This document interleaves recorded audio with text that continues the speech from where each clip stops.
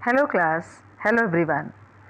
तो पिछली वीडियो में आपने देखा पाठ श्रद्धा और मनु, जिसके लेखक हैं जयशंकर प्रसाद।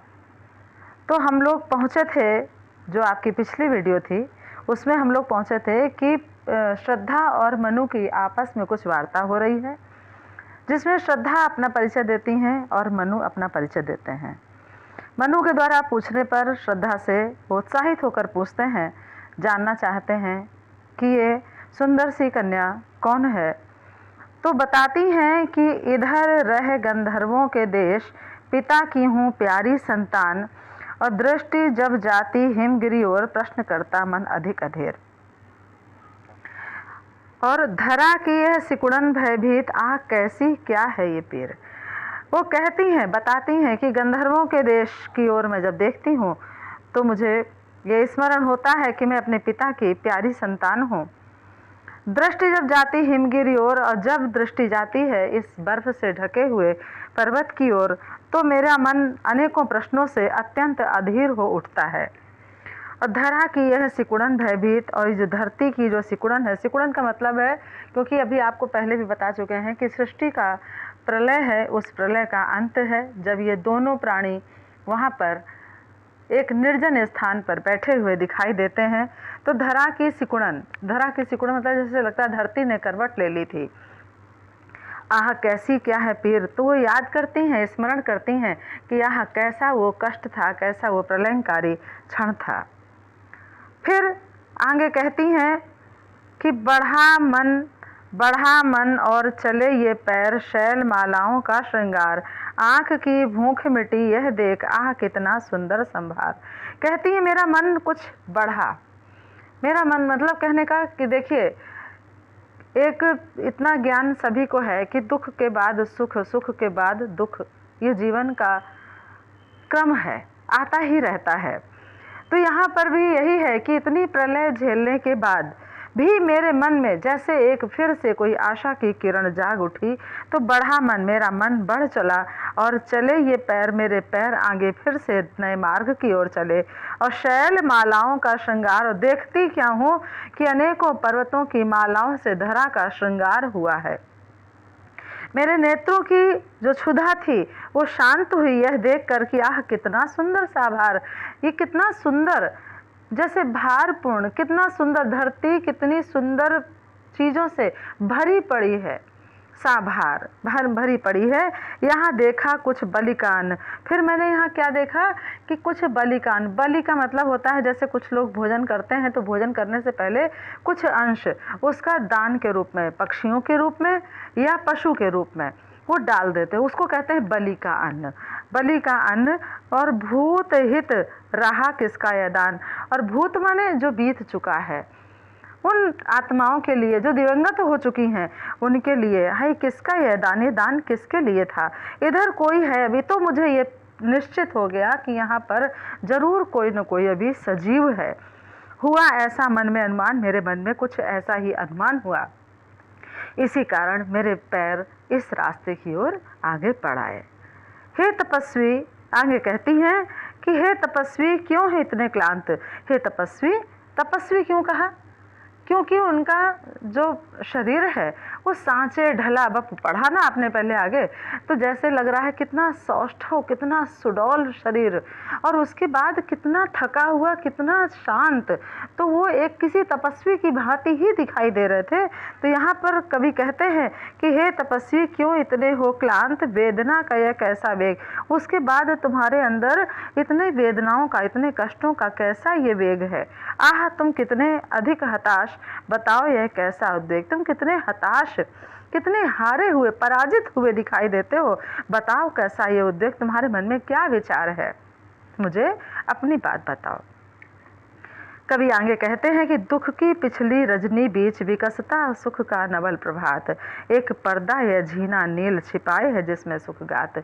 दुख की रजनी मतलब दुख की रात्रि बीत चुकी है, और विकसता सुख का नवल प्रभात, फिर से एक सुख रूपी नया, नवल माने नया, प्रभात माने सुबह, विकसित उत्पन्न हो रही है।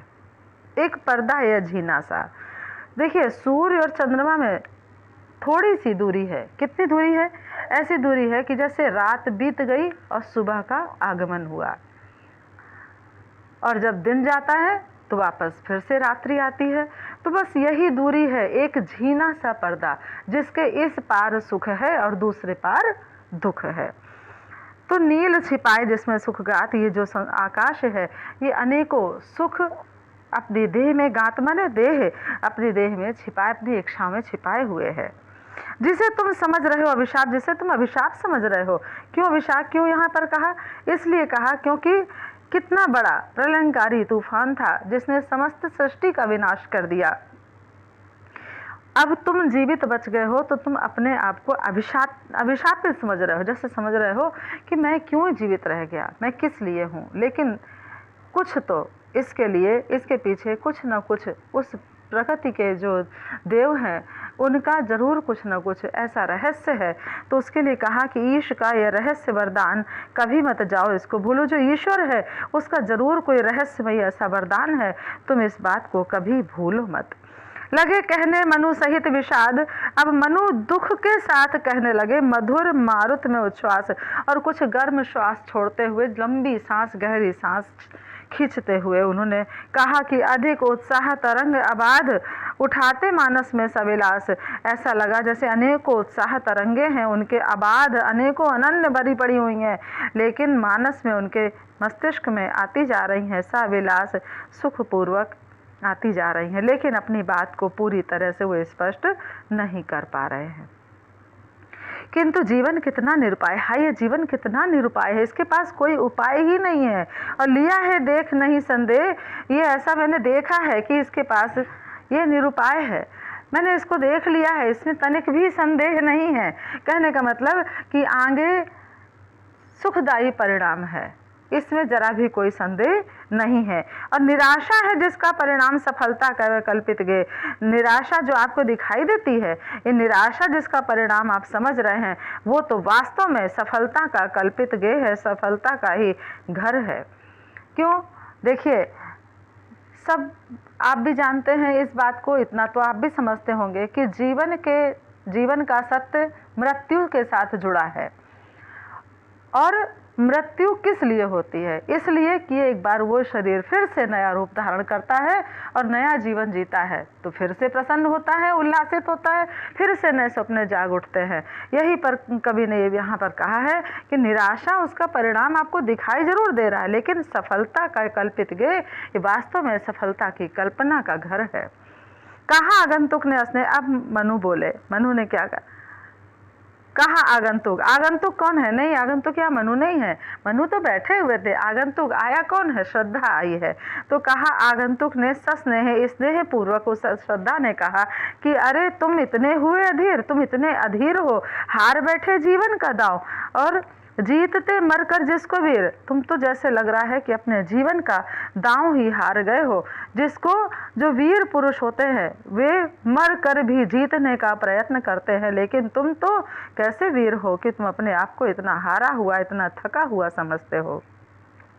तप नहीं केवल जीवन सत्य, करुण यह क्षणिक दीन अवसाद, तरल आकांक्षा से है भरा सो रहा आशा का आह्लाद। क्या कहा? तप नहीं है, जीवन वास्तव में सच बात है। जिसने जीवन को संपूर्ण जीवन जी लिया, समझ लीजिए किसी तप से कम नहीं है, किसी तपस्या से कम नहीं है, ये जीवन का सत्य है। और करुण यह क्षणिक दीन अवसाद, जो तुम्हारी ये करुणा मन में, तुम्हारे मस्तिष्क में भरी हुई है, ये तुम्हारे ये क्षणिक है, और ये तुम्हें जो दीनता की ओर ले जा रही है, तुम्हें अवसाद दुख की ओर ले जा रही है, तुम इससे निकल कर बाहर आओ। क्यों? तरल आकांक्षा से है भरा। कहा कि तरल, तरल माने त्वरित, त्वरित आकांक्षाओं से भरा हुआ ये जीवन है, सो रहा आशा का आह्लाद। और हमारे साथ में तो आशा का, आशा माने प्रसन्नता का, आह्लाद जैसे लगता है सो रहा है। कहने का मतलब वो ये कहना चाहती हैं कि ईश्वर ने आज हमें और तुम्हें दो को ही सृष्टि में जीवित रखा है, इसका मतलब हम ही इस संसार में इस सृष्टि की नई रचना करेंगे। क्या कहती हैं? प्रकृति के यौवन का श्रृंगार करेंगे कभी न बासी फूल। देखिए जो प्रकृति है, ये प्रकृति के यौवन का श्रृंगार कभी बासी फूलों से नहीं होता। और मिलेंगे वे जाकर अति। बासी फूल का यहाँ पर तात्पर्य यह है कि तुम पुरानी बातों को भूल जाओ, अपने अंदर नई बातों का, नई आशाओं का संचार करो। और मिलेंगे वे जाकर अति शीघ्र, तभी तुम्हें वे अत्यंत शीघ्र मिलेंगे। आहा उत्सुक है उनकी धूल, उनकी जो धूल है, उनके जो कण है, वो भी अत्यंत उत्सुक है नई चीज़ों के लिए, नई प्रकृति के लिए, नए रूप और ढंग के लिए। लेकिन तुम यह विस्तृत भूखंड प्रकृति वैभव से भरा अमन। देखिए अमन मतलब होता है तेज। एक तुम हो और एक विस्तृत ये भूखंड। विस्तृत भूखंड क्यों है? जहाँ तक दृष्टि डालो भूखंड ही है। और प्रकृति वैभव से भरा आनंद, और जो तुम्हारे अंदर ये प्रकृति वैभव से भरा हुआ जो तेज है, कर्म का भोग, भोग का कर्म, यही जड़ का चेतन आनंद। जीवन क्या है? कर्मों का भोग है और भोगों का कर्म है। यही जड़ और चेतन दोनों का आनंद है। अकेले तुम कैसे असहाय यजन कर सकते तुच्छ विचार, हे तपस्वी आकर्षण से हीन कर नहीं सके आत्मविस्तार। तुम अकेले बैठे हो, असहाय से यजन कर सकते, तुम कुछ विचार कर सकते, लेकिन तुमने विचार क्या किया? तुच्छ विचार किया। हे तपस्वी आकर्षण से हीन, तुमने आकर्षण से हीन उन बातों को तुम विचार करते हो, कर नहीं सके आत्मविस्तार। तुमने अपनी आत्मा का विस्तार नहीं किया, तुमने आत्म विचार नहीं किया, आत्म मंथन नहीं किया। आगे कहते हैं कि समर्पण लो सेवा का सार, सजल संस्कृति का यह पतवार, आज से जीवन उत्सर्ग इसी पद तल में विगत विकार। मैंने आपको इसके पहले भी बताया था कि स्वयं श्रद्धा कहती हैं कि मैं तुम्हें वरना चाहती हूँ, कहने मतलब मैं तुमसे विवाह करना चाहती हूँ और नए संसार का सृजन करना चाहती हूँ। यही यहाँ पर कहती हैं कि समर्पण लो सेवा का सार। आज मेरा समर्पण स्वीकार करो, मेरी सेवा का तत्व स्वीकार करो। सजल संस्कृति का पतवार, जो पूरी संस्कृति का यह पतवार, पतवार का मतलब जो अवलंबन है, सहारा है। आज से जीवन उत्सर्ग, आज से ये जीवन का उत्सर्ग इसी पद तल में विगत विकार, इसी पद, इस तल पर, तल माने धरती पर, विगत विकार, अनेकों जो तुम्हारे मन के विकार है उनको दूर करके अपने जीवन में नया उत्सर्ग धारण करो। और बनो संस्कृति के मूल, क्या देखिए आगे क्या कहते हैं कि बनो संस्कृति के मूल रहस्य तुम्ही सी फैलेगी ये वेल। अब उन्होंने यहाँ स्पष्ट कर दिया श्रद्धा ने कि बनो संस्कृति, पूरे संसार की सृष्टि, संस्कृति यानी सृष्टि के मूल रहस्य, तुम इसके मूल रहस्य बनो, तुम्ही से फैलेगी। मतलब कहने का कि हमसे और तुमसे ही मिलकर के इस संसार की नई बेल फैलेगी और विश्व भर सौरभ से भर जाए, पूरा विश्व फिर से नई सुगंध से भर जाए। सुमन के खेलो सुंदर पे, और तब उन पुष्पों से सुंदर खेल खेले जाएंगे, खेला जाएगा। कहने का मतलब यहाँ पर वो उनको बार बार इस बात को समझा रही हैं कि तुम और मैं, दो ही लोग, दो ही प्राणी इस संसार में जीवित हैं। इसका मतलब ये विधाता ने हमें इसलिए यहाँ पर भेजा है, इसलिए यहाँ पर हमें छोड़ा है कि हम इस संसार की सृष्टि की रचना कर सकें। और यह क्या तुम सुनते नहीं विधाता का मंगल वरदान? क्या तुमने अभी तक समझ नहीं पाया कि यह विधाता का मंगल वरदान है? आगे कहा शक्तिशाली हो, विजयी बनो, विश्व में गूंज रहा जयगान। शक्तिशाली हो, तुम्हारा शरीर सुंदर है, हष्ट पुष्ट हो, विजयी बनो, तुम फिर से विजेता बनो और विश्व में गूंज रहा जयगान, जिससे तुम्हारे समस्त विश्व में तुम्हारा जयगान गूंजता रहे। डरो मत, अरे अमृत संतान, तुम डरो मत, अमृत संतान को उत्पन्न करो। अग्रसर है मंगल में वृद्धि, तुम्हारे लिए आगे मंगल में वृद्धि तुम्हारा स्वागत करती है, अग्रसर है, आगे बढ़ रही है। पूर्ण आकर्षण जीवन केंद्र, तुम अपने जीवन को पूर्ण आकर्षण केंद्र बनाओ, खिंची आएगी सकल समृद्धि, तभी तो तुमसे पूरी सकल समृद्धि, पूरे संसार की सृष्टि तुम्हारे आगे खिंची चली आएगी। आगे कहते हैं कि विधाता की कल्याणी सृष्टि, विधाता की कल्याणी सृष्टि सफल हो इस भूतल पर पूर्ण, पटे सागर बिखरे ग्रह पुंज और ज्वालामुखियां हो चूर्ण। ऐसे वैसे नहीं, कैसे? विधाता की कल्याणकारी जो सृष्टि है सफल हो इस भूतल पर पूर्ण, तुम ही से इस सफल संसार पर, इस धरती पर सफल हो जाएगी, पूर्ण हो जाएगी। पटे सागर, सागर भी जो ये बड़ी बड़ी जो खाइयाँ हो गई हैं वो भी सब पट जाएंगी। बिखरे ग्रहपुंज तुम्हारे आसपास, ये ग्रहपुंज जो नक्षत्र हैं ये भी सब बिखरे पड़े हुए हैं, और ज्वालामुखी हो चूर्ण, जो दुख रूपी ज्वालामुखी होंगे वे सब चूर्ण चूर्ण हो जाएंगे। क्यों? क्योंकि तुम सर्वशक्तिमान हो। उन्हें चिंगारी सदस्य सदर्प कुचलती रहे खड़ी से आनंद, आज से मानवता की कीर्ति अनिल भू जल में रहे ना बंद। कहती हैं कि उन चिंगारियों के समान सदर्प जो नई तुम्हारी सृष्टि होगी, जो नई तुम्हारी संतानें होंगी वे कैसी होंगी? चिंगारी के समान इस संसार में गर्व से जीती रहेंगी, कुचलती रहें खड़ी सानंद, जो सारे दुखों को कुचल करके और सानंद सुखपूर्वक जीवन व्यतीत करेंगी। आज से मानवता की कीर्ति और तुम्ही से पूरे मानव जाति का यश फैला रहेगा, मतलब प्रकाश फैलेगा। और अनिल माने होती है वायु, और भू माने धरती, और जल माने जल में रहे न बंद। कहने मतलब कि आकाश, धरती और जल, इन तीनों में ही कोई भी तुम्हारी इच्छाएं, कोई भी तुम्हारी ऐसी जो विकृति हो, वो कोई भी शेष उसमें रुक न सकेगी। चारों ओर उन्माद और प्रसन्नता का ही अभूतपूर्ण प्रकाश बिखर जाएगा। कैसे? देखिए, जलधि के फूटे कितने उत्स, द्वीप गच्छव डूबे और उतर आए। जलधि के फूटे, समुद्र रूपी, समुद्र के कितने भी, इसके कितने भी गुबार, कितने भी इसमें उछल फूट लें, लेकिन उससे कितने द्वीप, कितने कच्छप डूबे और उतराएं, कितने इसमें द्वीप बन जाएंगे, कितने इसमें जो जीव जंतु हैं उसके वो डूबे और उतराएं। किंतु खड़ी यह दृढ़ मूर्ति अभ्युदय का कर रही उपाय। लेकिन ये जो खड़ी दृढ़ मूर्ति है, श्रद्धा स्वयं अपने लिए कहती हैं, ये तुम्हारे लिए, तुम्हारे नए सूर्य के लिए यह उपाय कर रही है। और शक्ति के विद्युत कण जो व्यस्त, जो शक्ति के तुम्हारे अंदर जो विद्युत कण हैं, जो चारों ओर क्या हैं? विकल बिखरे हैं, हो निरुपाय। देखिए, जिस प्रकार से अनेकों, जैसे शक्ति के ही आप देखिए, इसके कोई भी एक, जब आप उसमें नेगेटिव कोई चीज़ लगाते हो, दूसरा पॉजिटिव होता है, तभी मिलकर के वह तरंगे रूप लेती हैं, जिससे विद्युत उत्पन्न होती है।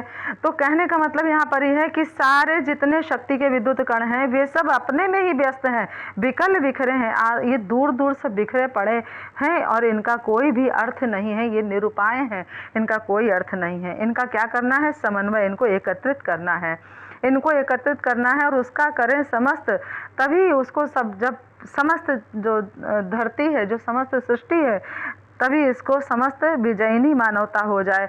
और जब इनसे नई सृष्टि, जब नई हमारी संतति का जब उद्धार होगा, तब उसी से मानवता विजयिनी हो जाएगी। अर्थात कहने का मतलब यहीं से मानव जाति की सृष्टि हो जाएगी, मानव जगत का संचार हो जाएगा। तो माय डियर स्टूडेंट, ये आपके जयशंकर प्रसाद की लिखी हुई कविता थी, जो कामायनी से थी। आपको, मुझे लगता है ऐसा कि आपने बहुत अच्छे से इसे सुना होगा, समझा होगा। आगे इसे पुनः देखने का प्रयास कीजिएगा, समझिएगा। और इस पद में जो नई सृष्टि है उसके विषय में कितना सुंदर वर्णन जयशंकर प्रसाद जी ने कामायनी के माध्यम से किया है, इसको आप ज़रूर देखिएगा। Okay class, thank you everyone, thank you बेटा।